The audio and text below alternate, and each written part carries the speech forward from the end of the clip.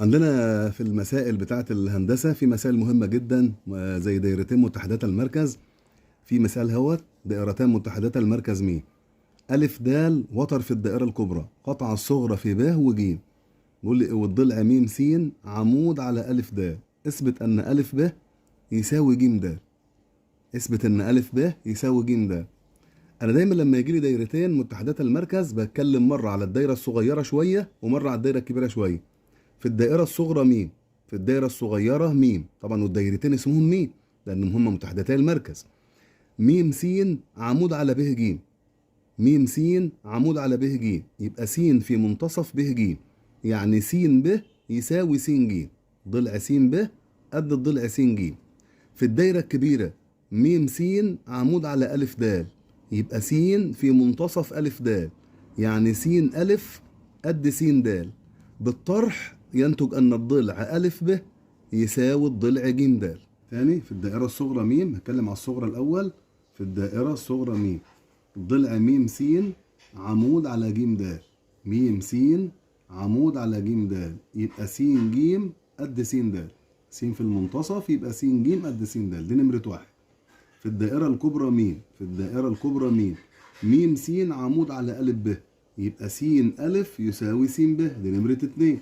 بالطرح ينتج أن أ ج يساوي د ب. أنا عاوز الكتابة قليلة على قد ما أقدر عشان ما نقصش في الدرجات، ده لما أتكلم كتير وأغلط. يبقى أ ج قد د. شكل أ ب ج د مستطيل.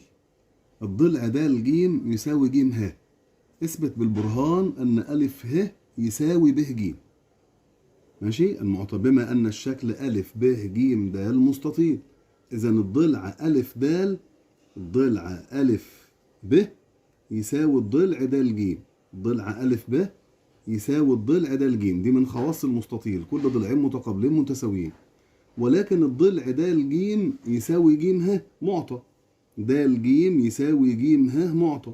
يبقى ايه؟ انا شفت الحرف اللي بيتكرر، لقيت هنا د ج، د ج قد أ ب، د ج قد ج ه. احذف د ج من الاثنين يتفضل لي أ ب قد ج ه.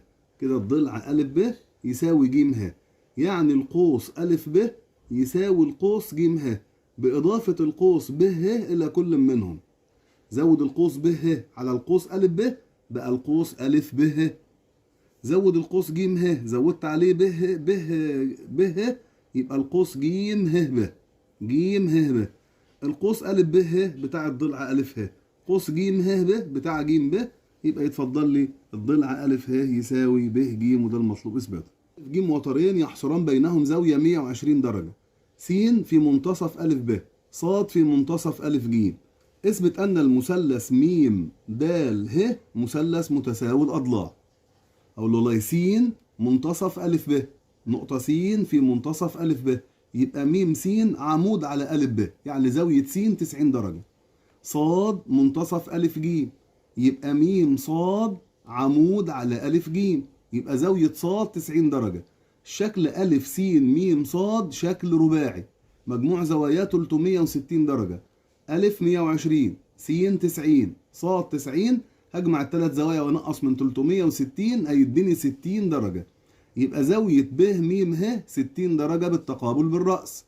الضلع م د وم ه أنصاف أقطار، يعني مثلث م د ه مثلث متساوي الساقين، إحدى زواياه 60، يبقى مثلث متساوي الأضلاع، وده المطلوب إثباته. الوتر د ه يوازي المماس ب أ. اثبت أن المثلث أ ب ج متساوي الساقين، يعني اثبت الضلع أ ب قد أ ج. الأول عندي أوتار متوازية، يبقى أقواس متساوية. ب ج يوازي د ه، يبقى القوس ب د قد القوس د ه، قد القوس ج ه. الوتر د ه يوازي المماس أ واو، يبقى القوس د أ يساوي القوس أ ه.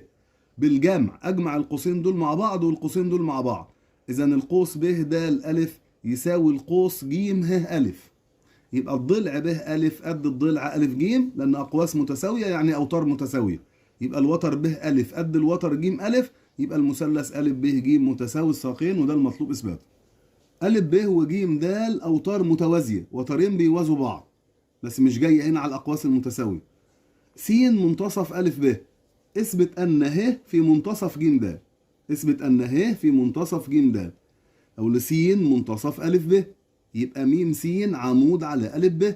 بس أ ب وج د أوتار متوازية، يبقى العمود على أحدهما عمود على الآخر، وأنا ثابت إن م س عمود على أ ب، يبقى برضو م ه عمود على ج د، يعني ه في منتصف ج د، إذا ه ج يساوي ه د.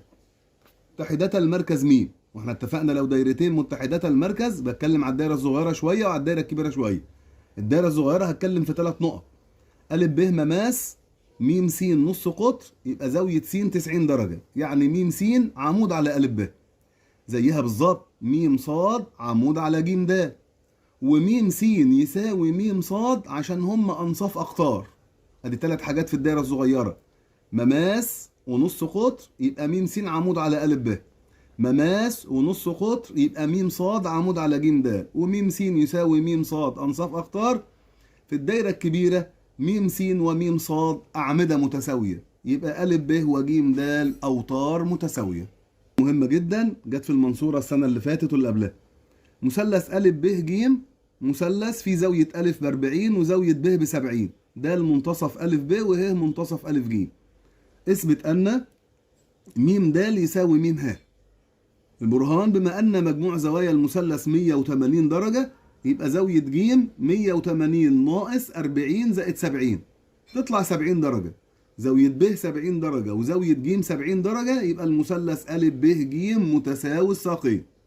مثلث أ ب ج متساوي الساقين، يعني أ ب يساوي أ ج، أ ب وأ ج أوتار، والأوتار طلعت متساوية، يبقى الأعمدة متساوية، يعني م د يساوي م ه، وده المطلوب إثباته. أنا رقم 7: أ د يوازي ب ج، م س عمود على أ ب وم ص عمود على د ج. اثبت أن م س قد م ص.